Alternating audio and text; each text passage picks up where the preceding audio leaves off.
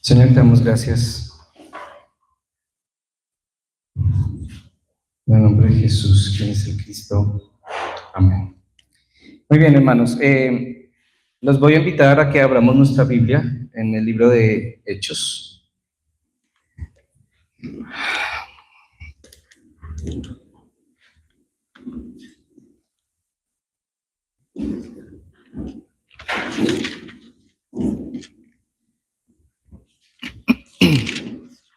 En el capítulo 1, amén.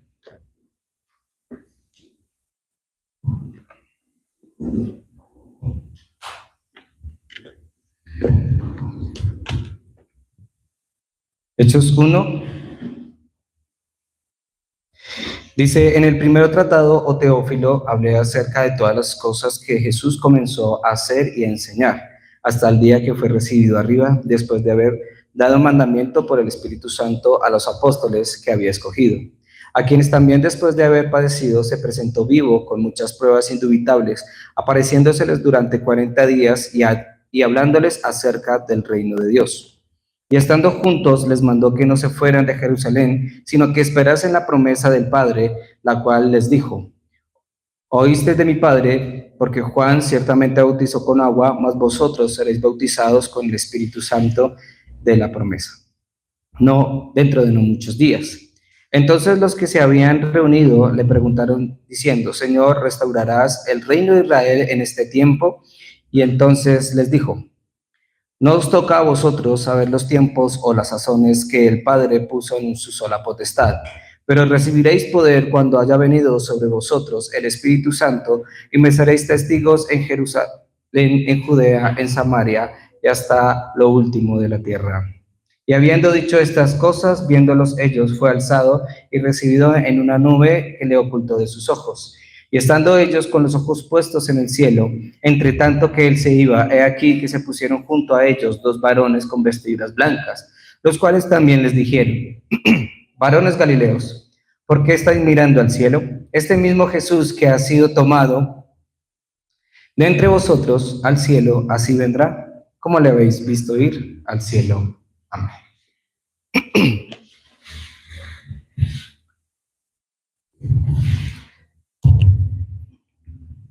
Muy bien, hermanos.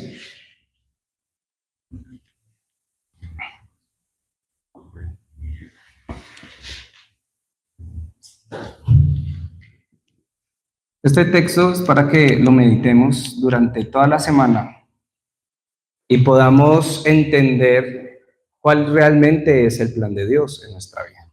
Bien, y todo lo que Dios quiere que nosotros podamos disfrutar. Quiero, antes de dar el título del mensaje, tomar un tiempo para la introducción en esta mañana. Perdón. Todos nosotros entendemos y sabemos muy bien, todos sabemos y entendemos muy bien cómo está constituido el hombre original, ¿cierto? De hecho, hace 8 días Gio hablaba precisamente del hombre original.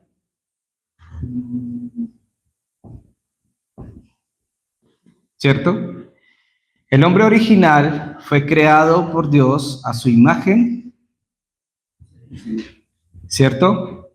Y también tenía una autoridad. Ese es el hombre original. Dios crea al hombre a imagen de él y le da una autoridad. En Génesis 28, 1:28 dice que le dio la potestad para gobernar todo lo que había, todo en la tierra, todo lo que había creado Dios. Y la imagen de Dios estaba sobre la vida del hombre, ¿cierto? Pero también se nos habla de un problema fundamental. Y este problema fundamental es que Satanás engañó a la humanidad.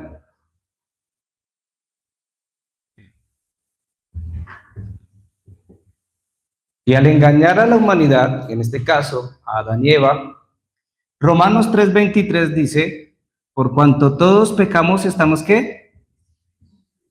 Separados. ¿De quién estamos separados? De Dios. Bueno, ya nosotros no. Amén. Sino el hombre fue separado de Dios. Cuando el hombre fue separado de Dios, hay tres cosas que adquirió en ese momento. La primera, un problema espiritual.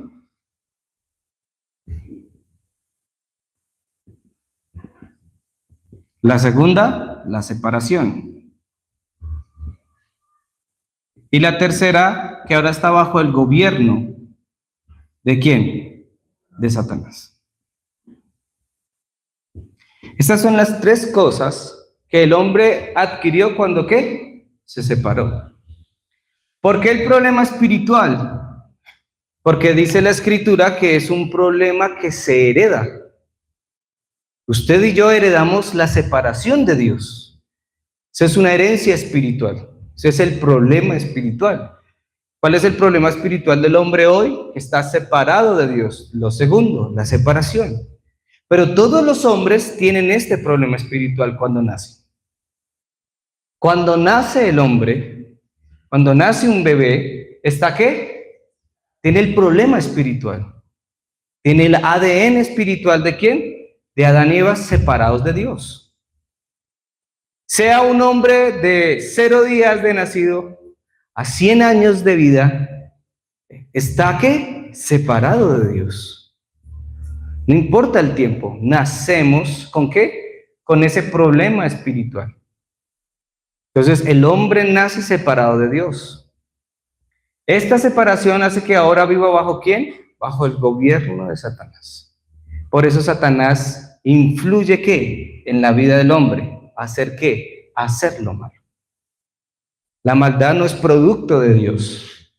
La maldad es producto ¿de quién? De un ser espiritual llamado ¿quién? Satanás. ¿Y por qué Satanás? Porque la Biblia dice en Juan 10:10 que el ladrón vino ¿para qué? Para hurtar, matar y destruir. Y eso es lo que hace el hombre hoy en día bajo la influencia de Satanás: hurtar, matar y destruir. Eso no fue porque Dios quiere que el hombre lo haga, no, es porque ahora vive bajo ¿qué? Bajo el gobierno de Satanás. Pero también Juan 8:44 dice que ahora el hombre bajo el gobierno de Satanás es hijo ¿de quién? De Satanás. Porque Jesús dice, vosotros sois de vuestro padre el diablo, y las cosas de vuestro padre el diablo queréis hacer, porque él es homicida desde el principio.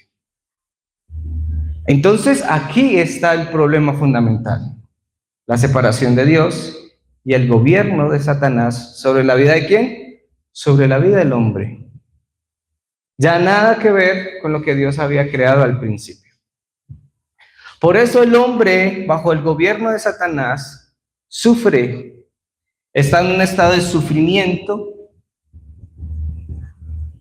Todas las enfermedades, todos los problemas económicos, todos los problemas mentales, todos los problemas están ¿en dónde? En este sufrimiento, en dolor, en esfuerzo. Y al final llega la muerte, que es el fracaso. Y cuando el hombre muere separado de Dios, ¿a dónde va? Al infierno. Muy bien. Porque ese es el destino del hombre separado de Dios. Entonces, cuando el hombre se dejó engañar por Satanás, terminó engañado por Satanás, ahora tiene el problema espiritual, la separación, el gobierno, el sufrimiento, el dolor, el esfuerzo y el fracaso. Y todo para terminar en el infierno.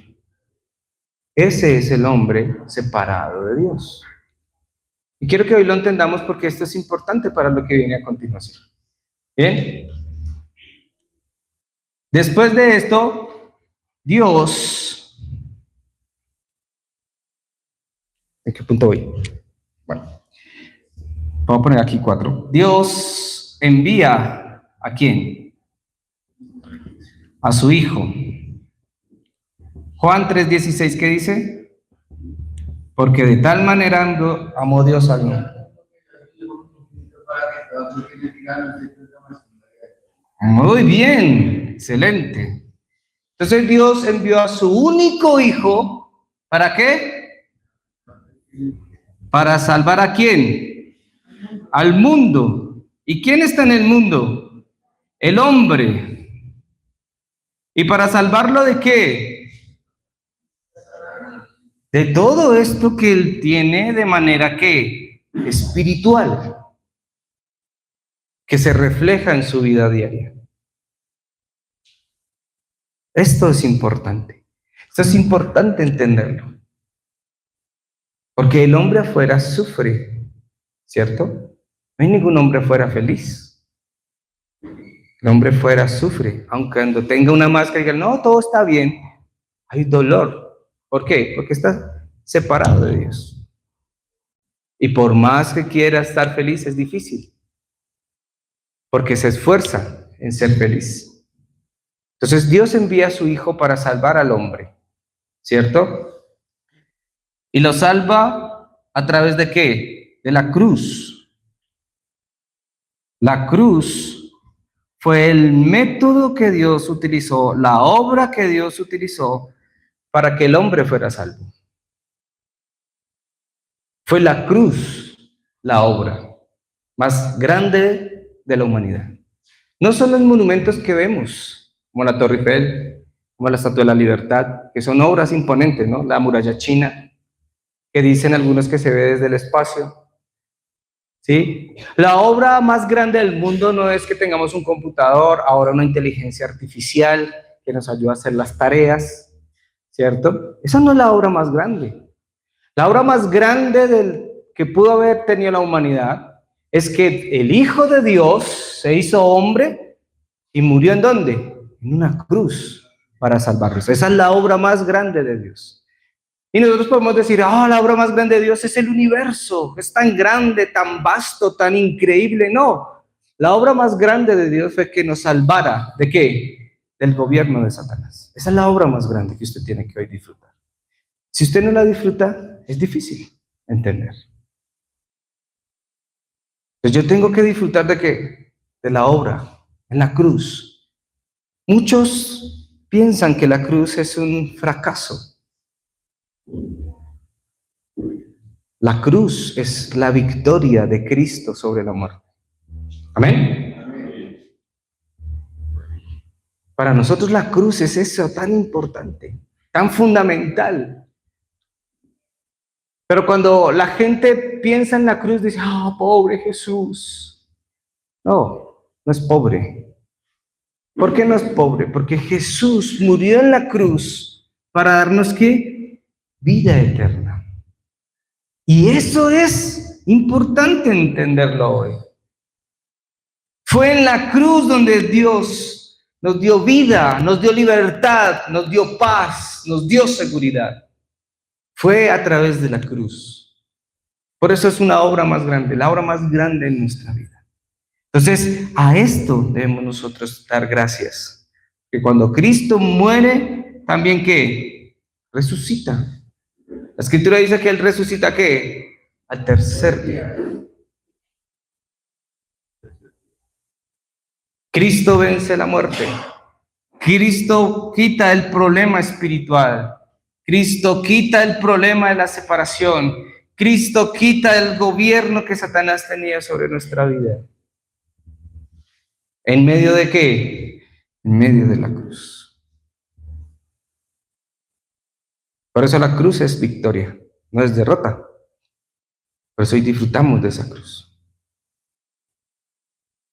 Y en Juan 19:30, ¿qué dice? Consumado es. Él consumó todo ¿para qué? Para que este problema fuera quitado de mi vida. Para que este problema fuera erradicado completamente de mi corazón. Por eso La escritura dice en Juan 1:12, mas a todos los que creen en su nombre, mas a todos los que le reciben, ¿le dio qué? Ahora somos ¿qué? Hijos de Dios. Porque antes éramos ¿qué? ¿Hijos de quién? Pero ya no somos hijos de Satanás.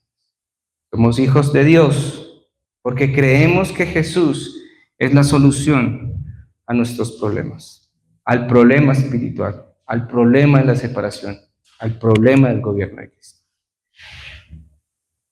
Cuando uno explica esto y le dice a la persona, aférrese, a veces no entendemos qué es aferrarnos. Aférrese a esto que Cristo hizo, pero ¿cómo? Disfrútelo, entiéndalo, es decir, confiéselo, ore a Dios. Usted fue libre de esto. Fuimos libres, acá, libres.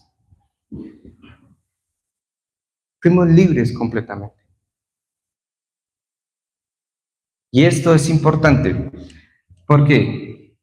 Porque es lo que viene a continuación. Durante los 2 domingos anteriores he estado hablando acerca de preparar.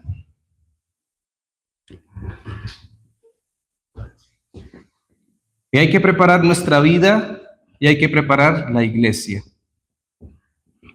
Había hablado de que debemos preparar nuestra vida para el Evangelio. Debemos preparar toda nuestra vida para el Evangelio para poder llevar el mensaje de Cristo al que está en qué, en esta condición. Y hoy quiero que entendamos la importancia de preparar nuestra vida para el Evangelio. Y quiero que por favor me acompañe a Efesios capítulo 1, versículo 14.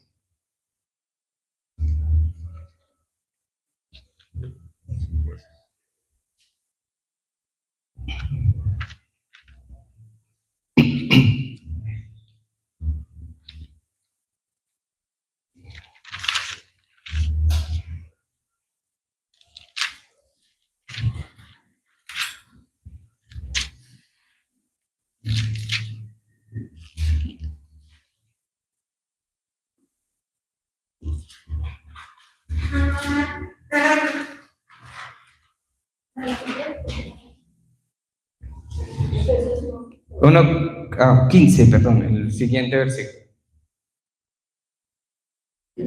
Ok, ahí dice, por lo cual también yo, Efesios 1:15 dice, por lo cual ¿qué? También yo, habiendo ¿qué? Oído de vuestra fe en el Señor y de vuestro amor para con todos los santos, no ceso de dar gracias por vosotros, haciendo memoria de vosotros en mis oraciones. Y Pablo habla de que él oyó que, habiendo oído de vuestra fe en quién, en el Señor Jesús. Las personas afuera necesitan que escuchar de Jesús. Así como lo escuchó ¿quién? Pablo lo escuchó. ¿Y dónde podemos confirmarlo? En el versículo 13, devuélvanse unos versículos atrás, en el cual,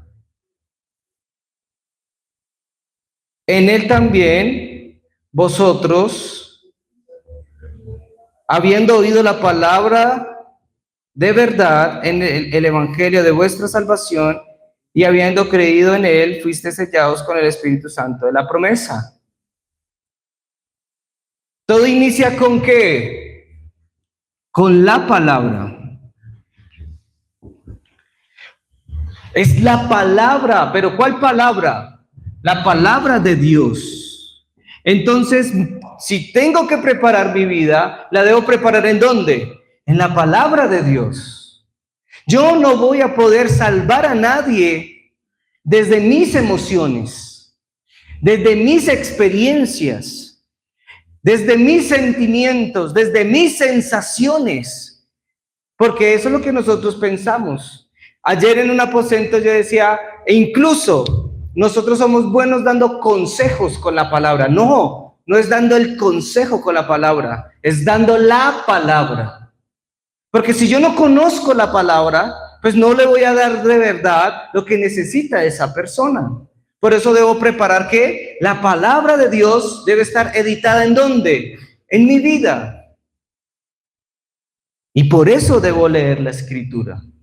No para ser el mejor teólogo, no para tener la mejor doctrina, sino porque en la Biblia dice en el versículo 13 que habiendo oído la palabra de verdad. O sea, las personas afuera necesitan es escuchar la palabra de qué? De verdad, no otras cosas. Pero a veces uno quiere hablarle a alguien y empieza a contarle, mira, es que yo me pasó eso y yo hice esto y yo, eso no salva a nadie. No es aconsejar, porque tomamos la Biblia como un consejo. Yo le aconsejo que haga esto. No, es dar la palabra, el evangelio de vuestra salvación. Nosotros no estamos para decirle a las personas qué debe hacer o no hacer. Estamos para proclamar el evangelio de Jesucristo en la vida de esas personas. Así como acá. Y nos da miedo algunas cosas, por ejemplo, hablar de que son hijos del diablo. Pero es que no lo decimos nosotros. ¿Quién lo dice? La palabra. ¿Y por qué nos da temor decirlo? Ay, porque de pronto se siente. No se va a poder sentir. Porque la palabra misma dice que el ladrón viene a hurtar, matar y destruir. Y no es lo que hace la humanidad afuera sin Dios. ¿No vemos las guerras allá en Medio Oriente? ¿No vemos cómo presidentes matan niños en la línea de Gaza? ¿Eso no es hurtar, matar y destruir? Eso es matar, hurtar y destruir. ¿No vemos allá Rusia con Ucrania? ¿No vemos soldados allá? No nos vayamos tan lejos. ¿No estamos aquí en nuestro país, donde todos los días por rayarle el carro con la moto, el otro sale con un revólver y le dispara? ¿Pasa o no pasa en nuestra ciudad? Que porque vamos en Transmilenio y todos vamos juntos y entonces no quiere, entonces se pelean y se cogen de los pelos en medio del Transmilenio. No es así, y nos damos codazos. Hurtar, matar y destruir. ¿Cuántos hurtos no hay en Transmilenio? ¿Cuántos no mueren en Transmilenio? ¿Cuántos nos destruimos todo lo que hay alrededor? ¿Bajo el gobierno de quién están? De Satanás. Es que nosotros tenemos esa palabra de hace tantos años atrás cumpliéndose todos los días. En el transporte público, en la tienda, con el vecino, que porque el vecino escucha esto y entonces usted quiere armar también problema. Todas esas cosas. Amén. Entonces, la iglesia tiene que tener que la palabra de Dios, no otras palabras. Nosotros no podemos ir igual a ellos. No podemos entrar en la contienda. Entonces yo también voy. No, ¿qué nos pasa a veces? Porque a veces nos dejamos llevar por nuestros propios impulsos. La gente necesita escuchar la palabra de ¿qué? De Dios. Así suene fuerte. Son hijos del diablo. Y hacen lo que el diablo les dice que hagan. Y el final de ellos, ¿qué es? El infierno. Porque el infierno fue diseñado ¿para quién? Para Satanás y sus ángeles, dice la Escritura. El infierno no fue creado para el hombre. ¿Cómo Dios creó al hombre? Con su imagen y su autoridad. Lo creó para estar junto con él. Pero Satanás lo separó. Y ahora todos juntos van ¿a dónde? Al infierno. Dios no creó el infierno para el hombre. Dios no creó el infierno para castigar al hombre, no. Dios creó el infierno para Satanás y sus ángeles que se habían revelado. Pero como decimos muy folclóricamente, pero con un tinte de seriedad, ¿sí? A veces decimos, con todos sus hijitos menos el de atrás, tras. Pero de verdad, es un problema serio. La gente muere sin Cristo. Porque aquel que le rayó el carro y sacó el revólver y le disparó al otro, murió. ¿Y a dónde se fue? Al infierno. Y aquel que apuñaló al otro por robarle su celular, al infierno. Porque sin importar si somos buenos o malos, aquí no está. El hombre está separado de Dios. Eso es lo que la humanidad a veces no entiende. Que nacemos separados de Dios. ¿Por qué si él era bueno, él solo iba a trabajar? Es que no es cuestión si era bueno o malo. La cuestión es que estaba, ¿qué? Separado de Dios. Entendamos eso. Entonces debemos preparar nuestra vida en la palabra. Y ese es el mensaje de hoy. ¿Por qué? Porque debemos también preparar, ¿qué? El campo. Porque en el campo hay personas. Y Jesús, en su último mensaje, en Hechos 1, los está preparando ¿para qué? Para el campo. El último mensaje de Jesús, antes de ascender al cielo, fue: hay que preparar a los discípulos ¿para qué? Para el campo. Porque si Jesús no los prepara para el campo, entonces el mismo campo va a terminar ¿qué? Llevándoselos, absorbiéndolos. Y no terminan ellos predicando el evangelio, sino ellos dejándose ¿qué? Contaminar. Y por eso dice la Escritura que ¿por cuánto tiempo duró Jesús enseñándoles el reino de Dios? 40 días. Por 40 días Jesús habló acerca de ¿qué? Del reino de Dios. ¿Qué es lo primero que se debe establecer en nuestra vida también? El reino de Dios. Si el reino de Dios no se establece, es complicado. Entonces, hoy tenemos que entender eso.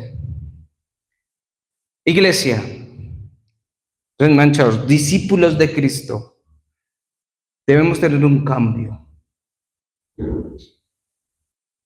Si mi vida no tiene un punto de cambio, como lo experimentó el apóstol Pablo, quizás solo pueda tener una vida centrada en las cosas que el mundo hoy vive. ¿Y en qué cosas hoy el mundo vive? En lo que yo quiero, en lo material y en el éxito sin Cristo. Si yo no cambio, el mundo no va a cambiar. Porque el mundo está bajo ¿qué? Bajo el gobierno de Satanás. ¿Usted cree que Satanás va a cambiar en algún momento? No va a cambiar. De hecho, él ya sabe muy bien que ya ha sido condenado. Entonces todo el mundo pregunta: si Dios, que creó al diablo, ¿por qué no lo destruye? Porque el día que Dios destruya a Satanás, también destruirá ¿a quiénes? A los que están ahí espiritualmente. Pero a veces no tenemos sentido común, decimos cosas por hablar. Eso es amor, eso es gracia. Porque el juicio final es ¿hacia quién? Hacia Satanás y los que se rebelaron en el cielo. Ese es el juicio final. Y a todos los que son hijos ¿de quién? De Satanás. Por eso él espera, aguarda con paciencia para que otros que se arrepientan. Por eso todavía nos ha destruido a Satanás. ¿Por amor a quién? A los otros que están afuera.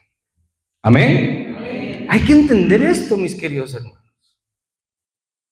Que cuando le digan, ¿por qué Satanás? Porque Satanás no puede ser destruido aún, porque hay gente que necesita escuchar ¿qué? La palabra de Dios. Esta palabra de Dios hay que escuchar. Por eso nosotros, Pablo dice, prediquemos a tiempo y fuera de tiempo. Estamos en una tarea titánica, pero al fin Dios es el que nos ayuda. Si nosotros no cambiamos nuestra manera de pensar, iglesia, si nosotros no cambiamos nuestra manera de ver el campo afuera, Dios no va a obrar. Y lo que vamos a hacer es terminar centrados otra vez en lo que Dios nos sacó alguna vez. Me hace falta, no tengo. Tengo que conseguir. Y vivo en una vida de esfuerzo, de sufrimiento, de fracaso, de dolor. Si yo no entiendo eso, yo tengo que cambiar. Si yo no cambio, el mundo no va a cambiar. Porque Satanás no va a cambiar. Tres cosas importantes. Yo creo que vi este movimiento, este movimiento que hemos estado viviendo, este evangelio de Cristo, tres cosas vio para mi perspectiva el pastor Río. Uno, él vio la necesidad del campo. Pregúntele a cualquier creyente, a cualquier cristiano afuera, ¿cuál es la necesidad del campo? Y ni idea tienen. Que están enfermos. No, que les falta plata.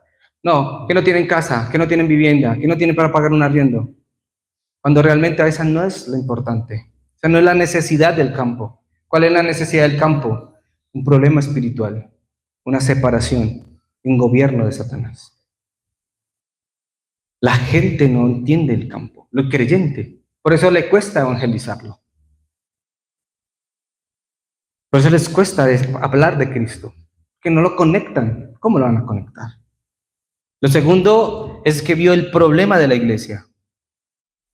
Vio un problema en las iglesias. El campo. Satanás, desde el momento de la caída del hombre, ha sellado el corazón de la humanidad para estar centrado en tres cosas que usted ya lo conoce.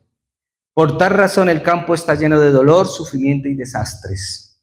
Ese es Satanás. Usted tiene que conocer a su adversario.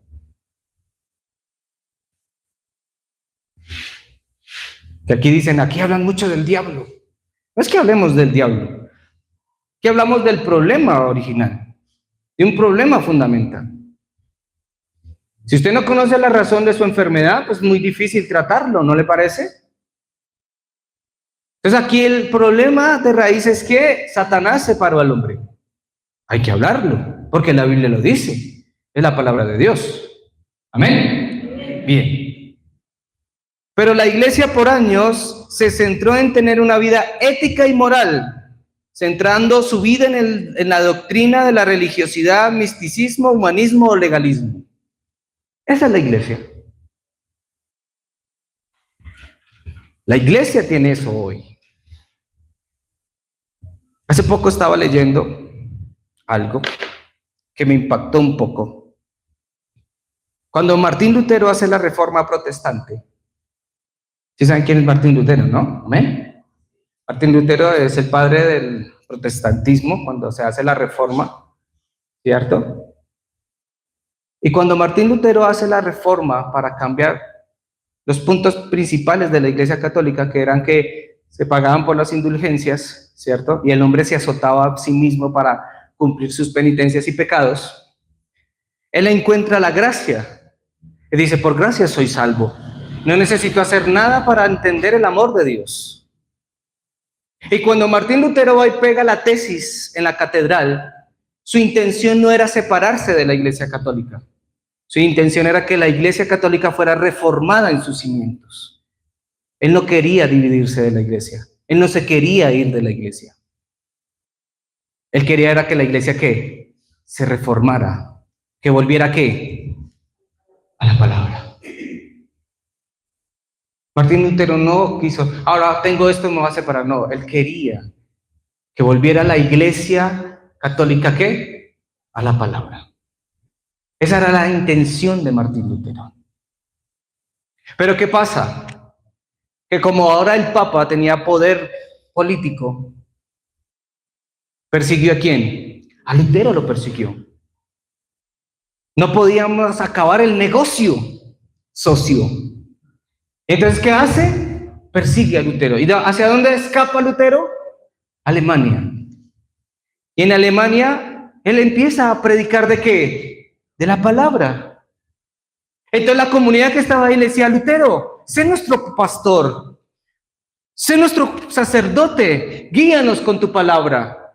Y Martín Lutero dice, pero no, porque yo no tengo fuero sacerdotal. No importa, lo que tú dices es la palabra de Dios. Entonces dice, bueno, ok, construyamos una capilla, yo les enseño. Y ahí nace la iglesia protestante. La iglesia protestante no nace de ese movimiento que tienen hoy en día, de la religiosidad, del misticismo, del legalismo, del humanismo. No, ¿nace de dónde? De la palabra. Nace de la palabra. ¿Qué pasa? Que los hombres con el tiempo le dicen a Lutero, hace falta rigidez en tu iglesia, solo hablas de gracia. ¿Y dónde está la ética? ¿Dónde está la moral?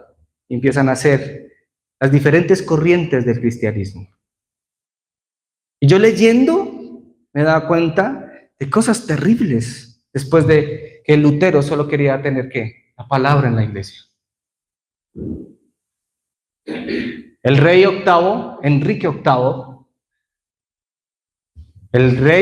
VIII, estaba casado y va y se acerca al papa del momento y le dice, quiero separarme de mi esposa. Y el papa le dice, no se puede separar. Entonces él dice, ok, como no puedo, entonces se separa de la iglesia y nace la iglesia anglicana. Y la iglesia anglicana nace porque el rey Enrique VIII, de Inglaterra se separa de su esposa y de la iglesia porque el papa del momento no lo quiere separar de su esposa. ¿Sí sabían eso, hermano? La iglesia anglicana nace, ¿por qué? Por un capricho de un rey, no por la palabra. De la iglesia anglicana nace la iglesia metodista. Y la iglesia metodista se centra en la ayuda al otro. Hay que colaborarle a este, hay que colaborarle a este, y olvidan la palabra. Y de la iglesia metodista nace la iglesia pentecostal unida de Colombia. Y la iglesia pentecostal nace con el movimiento de ¿qué? De que ahora todos tienen que recibir el Espíritu Santo con soplos, con caídas, con lloradas, con eso, si no, no reciben el Espíritu Santo. ¿Cuál es la raíz de la iglesia pentecostal, de la iglesia metodista y de la iglesia anglicana? Un capricho de un rey.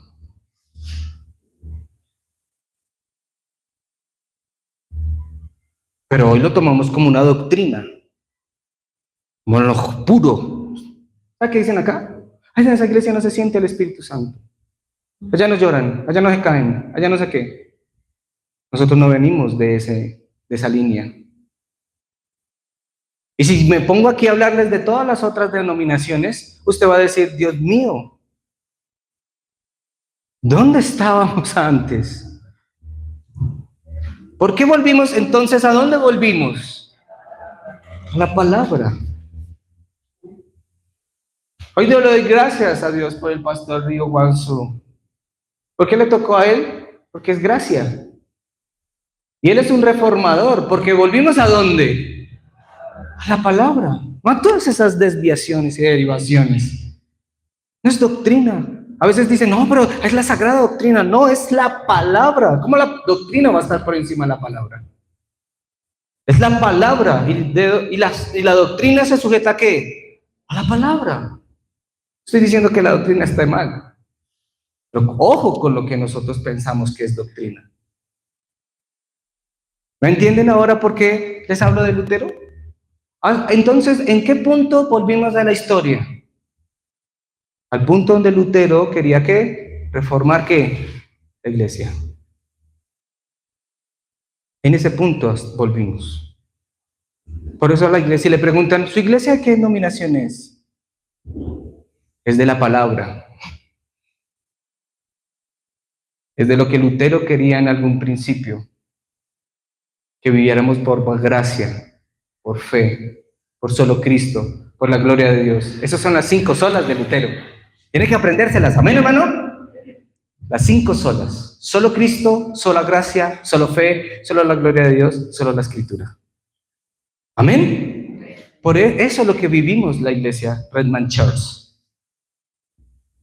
Es lo que vivimos. ¿Por qué? Porque la iglesia hoy está en división, pleitos e intereses personales.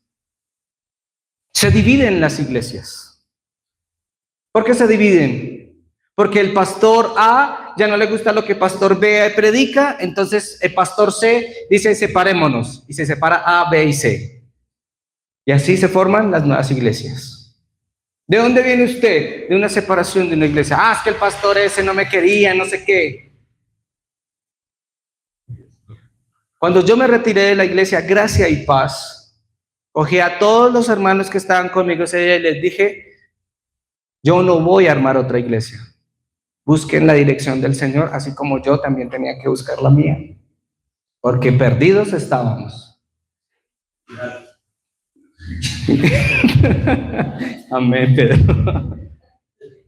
Y ese día entendí, yo no me dividí por cosas, fue una situación ajena, pero no salí como todos los demás pastores cuando tienen un pleito. Hagamos mi iglesia porque Dios me llamó. Ese día yo le decía al Señor, no sé si me llamaste al ministerio. Yo no quiero hacerle daño a nadie. Eso se llama amor. Y dije, Señor, espero tu voluntad. Y muchas veces mi mamá es testigo, mi hermana es testigo que yo dije, nunca más volveré a ser pastor. Heme aquí,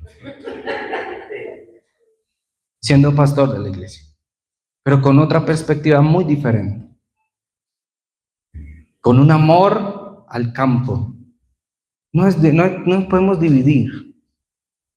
Sí, somos seres humanos, tenemos pensamientos diferentes, criterios diferentes. Eso es verdad. Usted piensa una cosa, yo pienso otra. Eso no nos puede separar de ¿qué? La palabra. O sea, por más que pensemos otra cosa, la palabra debe ser primero que todo en nuestra vida. Y más como iglesia. Usted y yo podemos tener diferencias. Dialoguémoslas, hablemoslas, ¿sí? Y concertemos, pero que siempre sea ¿qué? La palabra de Dios.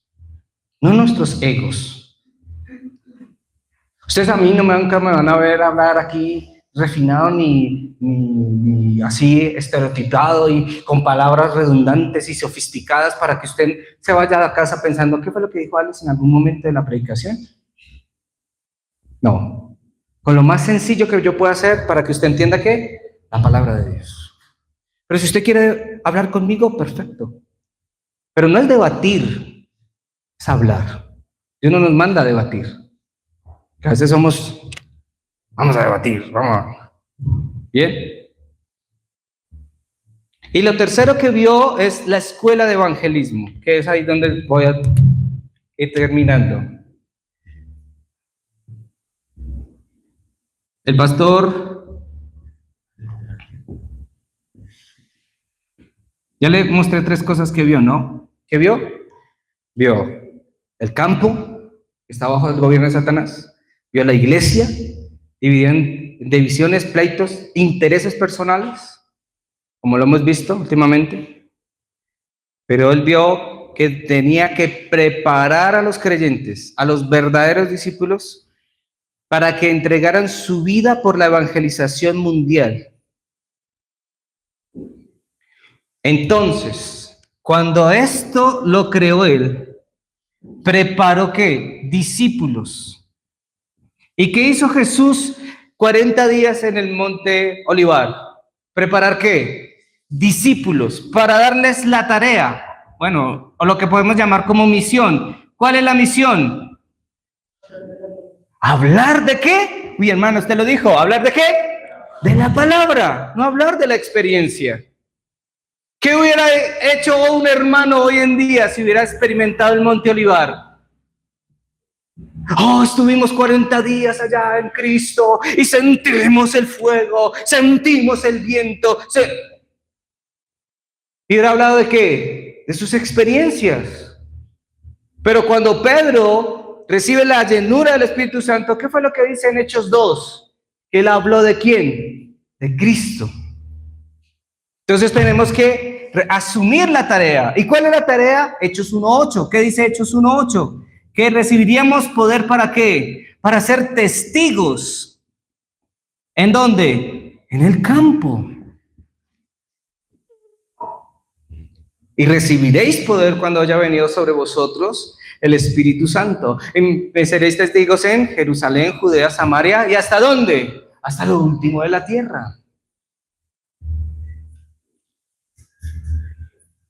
Entonces, Él crea esto. Nosotros, y aquí es donde se abren ¿qué? Las puertas para evangelizar el campo. las puertas para que otros conozcan de Cristo. Las puertas. Y él dedica su vida a eso. Por 40 años ha predicado del Evangelio, de Cristo y a este resucitado. Y se han abierto las puertas del evangelismo. Hoy tiene al presidente Vanuatu, de las islas. El presidente de Vanuatu se convierte al evangelio. Y ahora el presidente ha enviado a todos los niños jóvenes a la Conferencia Mundial de Remanentes en Corea del Sur. Porque él quiere que los niños aprendan ¿qué? La palabra. No una ideología. En la escuela de evangelismo es donde aprendemos la vida de fe, donde se disfruta de las 7 bendiciones, se entiende que debemos volver al hombre original, no buscar lo terrenal, sino buscar lo espiritual. Es donde nace el verdadero discípulo. Entonces, la misión de este retiro espiritual es esa. Buscar ¿qué? El verdadero discípulo. No vamos de paseo.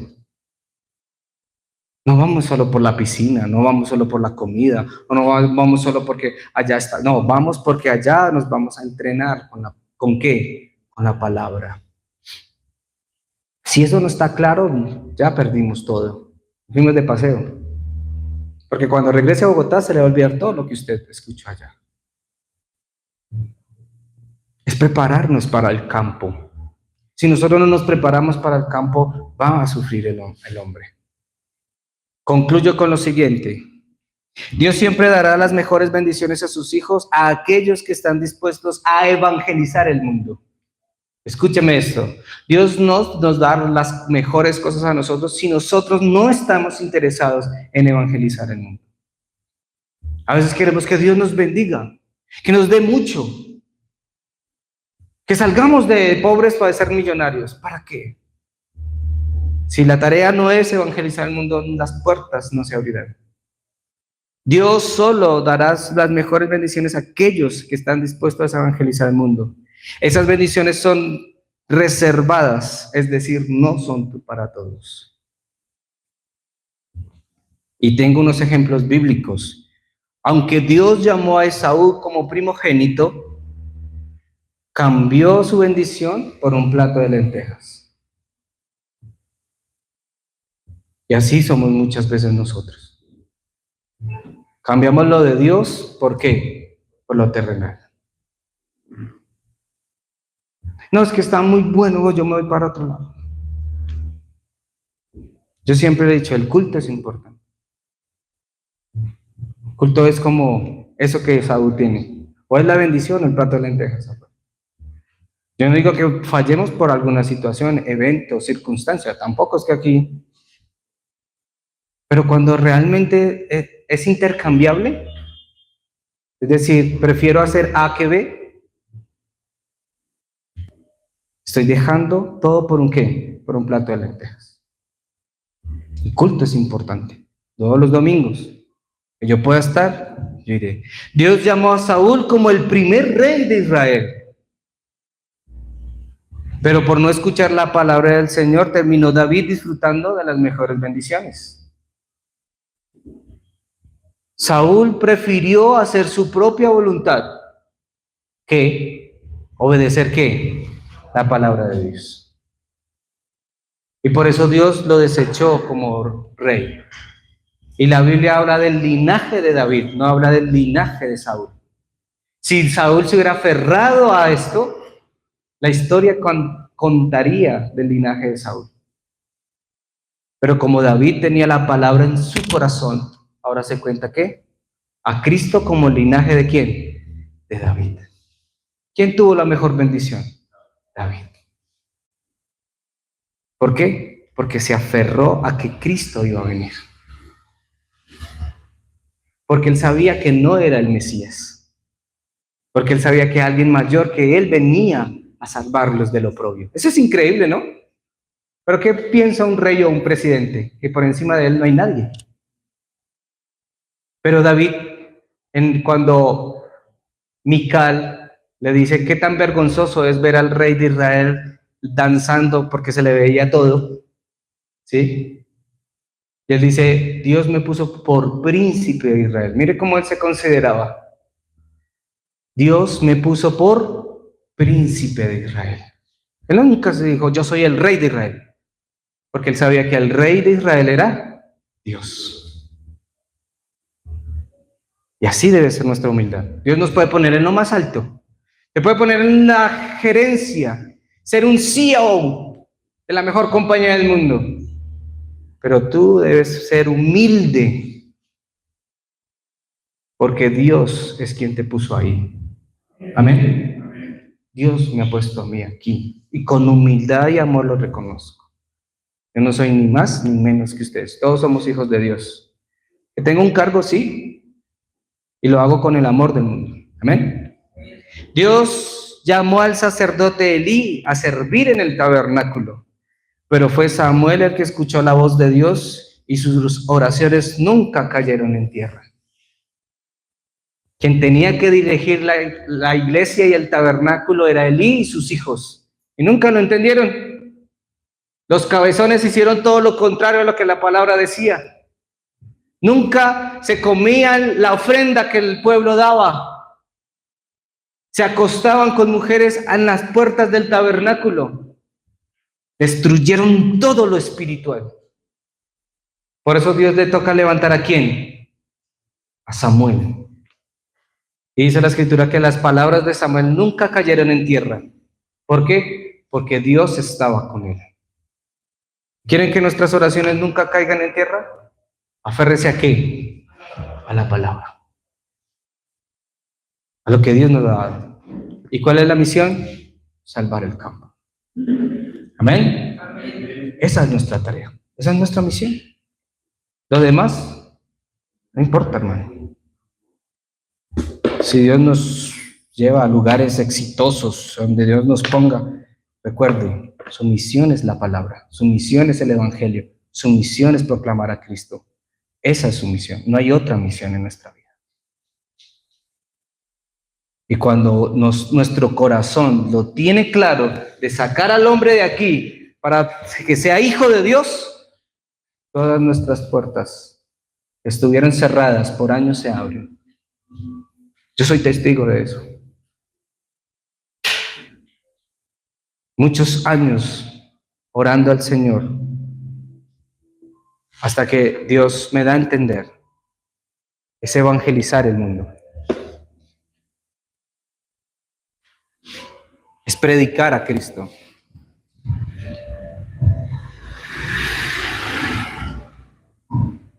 Es predicar a Cristo. Cuando mi corazón cambió de lo material al deseo de Dios, ahí es cuando se abrieron las puertas para mi vida. Y empecé a ser sano en mi vida espiritual, en mis emociones, en mi estado psicológico, en todas mis áreas. Ahí fue donde recibí la sanidad. Las heridas del pasado fueron borradas por completo.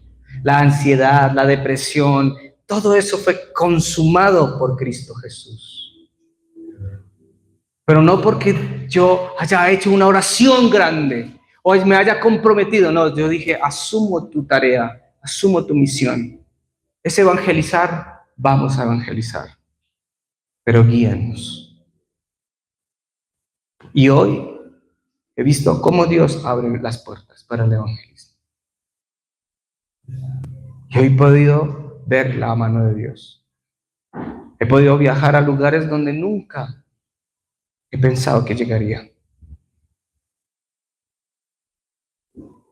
Yo le decía a mi sobrino el viernes, Miguel, tienes una gran bendición. Porque a tu edad yo no tenía ni idea de que Dios me tenía para llegar a tal lugar. Pero tú a los 7, 8 años, ya Dios te tiene encaminado en ese rumbo. Yo hubiera querido que a esa edad también hubiera tenido eso. Pero fue en esta época y doy gracias a Dios. ¿Por qué lloramos por el pasado? Pastor Ryu Wansu dice, si usted no suelta el pasado, nunca va a ver lo el futuro de Dios en su vida. Yo por eso dejé a un lado todo.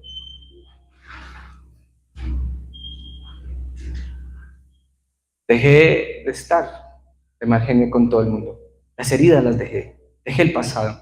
Es que me hicieron, suelte eso, hermano. Eso ya no le va a servir. Créame que no le va a servir para nada. Antes va a bloquear el futuro de Dios en su vida. Lo mejor está por delante. No es un eslogan que dicen muchos por allá. Lo mejor está en el futuro. Lo mejor siempre está con Dios en el futuro. Si Dios está en su futuro, va a tener todo. Si Dios no está ahí, vamos a perderlo.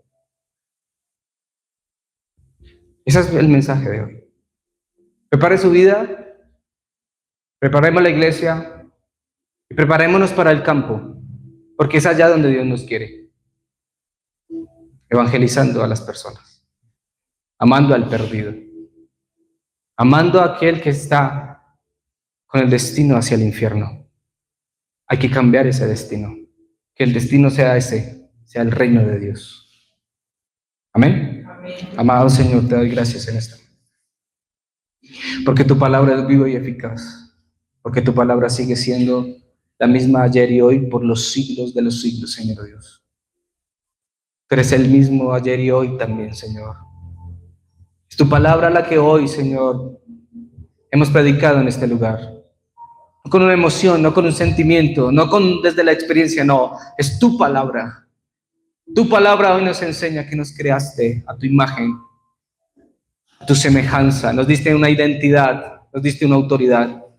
Pero Satanás la arrebató en el Edén, engañando a la humanidad y sometiéndola a su gobierno, a su potestad, Señor Dios, colocándola en fracaso, dolor, sufrimiento y el destino al infierno, Señor. Pero para eso apareció el Hijo de Dios, como dice en 1 Juan 3:8, para deshacer las obras de Satanás, para consumar todo en la cruz, para darnos la victoria en la cruz del Calvario, para darnos vida eterna. Por eso hoy, Señor, te doy gracias, porque tú, en tu infinita misericordia, pero nos bañaste con tu gracia, nos cubriste con tu gracia. Y es esa gracia de Dios la que hoy opera en nuestra vida, Señor. Sabemos, Dios, que somos seres humanos, que a veces nos equivocamos, fallamos, que a veces tenemos incredulidades, pero hoy te pedimos en el nombre de Cristo Jesús que se derriben todas esas torres, que canceles el pasado, que disfrutemos del presente, que entendamos que tú estás en nuestro futuro, que tú estás con nosotros, que sea tu palabra guiándonos durante todo este tiempo, durante los años que nos queden, durante todo el peregrinar de nuestra vida en esta tierra, sea tu palabra guiándonos a través de tu Espíritu Santo, y que la gracia salvadora del Señor Jesucristo esté en aquellas personas que lo necesitan. Que sigamos siendo la plataforma, la torre y la antena, que solo comunica que Cristo es el Señor, la solución a todos nuestros problemas. Te damos gracias en el nombre de Cristo Jesús, y que tu palabra sea grabada, enraizada en nuestra vida y sea nuestra naturaleza, el Evangelio de Jesucristo. Oramos. Amén.